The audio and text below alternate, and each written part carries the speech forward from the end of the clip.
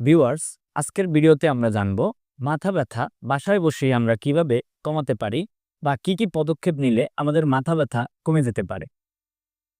Dear viewers, আসসালামু আলাইকুম। আশা করি সবাই ভালো আছেন। আজকের ভিডিওতে আমরা মূলত মাথা ব্যথা সম্পর্কে আলোচনা করব। আর গত ভিডিওতে আমরা মাথা ব্যথা কি কি কারণে হয় সে বিষয়টি সম্পর্কে আলোচনা করেছিলাম।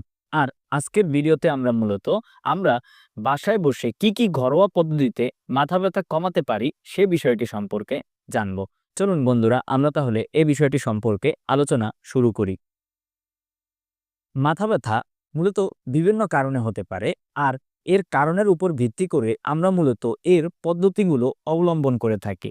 তবে এর মধ্যে সবথেকে কমন বা সবথেকে সাধারণ যে পদ্ধতিগুলো রয়েছে তার মধ্যে প্রথমেই যে পদ্ধতিটি রয়েছে সেটি হচ্ছে আদা চা। আমাদের দেশে খুবই সাধারণ বা খুবই কমন একটি বিষয় হচ্ছে মাথা ব্যথা করলেই আমরা আদা দিয়ে রং চা খাই।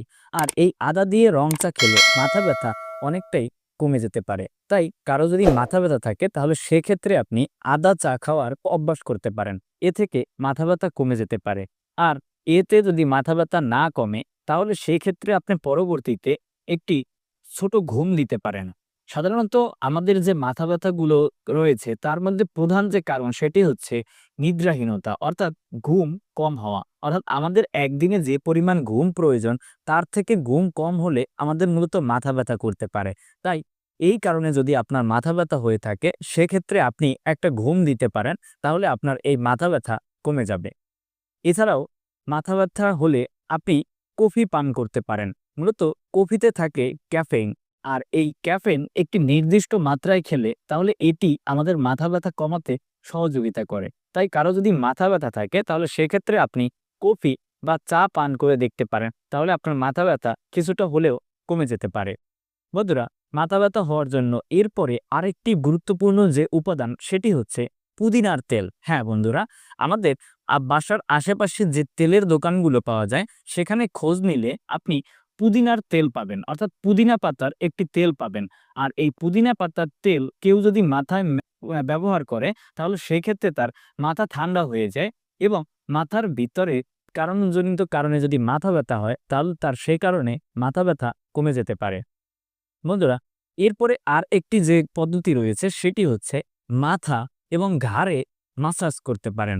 মাথা বা ঘাড়ে মাসাজ করলে এখানের রক্ত সঞ্চালন বা রক্তের প্রবাহ বেড়ে যায়। আর যখন মাথার রক্তের প্রবাহ বা রক্তের সঞ্চালন বেড়ে যায় তখন মাথা ব্যথা আপনা আপনি কমে যেতে পারে। বন্ধুরা, এছাড়াও আরেকটি যে পদ্ধতি আপনি অবলম্বন করতে পারেন সেটি হচ্ছে একটি কাপড়ের ভিতরে বরফ নিয়ে সেই বরফ আপনি মাথার পিছনে এবং মাথার সামনের অংশে লাগাতে পারেন, তাহলেও মাথা ব্যথা কমে যেতে পারে। তবে এক্ষেত্রে বরফ না পেলে আপনি একটা ভেজা কাপড় নিয়ে আপনার মাথা, সামনের অংশ এবং পিছনের অংশ মুছতে পারেন, তাহলে সেক্ষেত্রেও আপনার মাথা ব্যথা কিছু অংশ হলেও কমে যেতে পারে।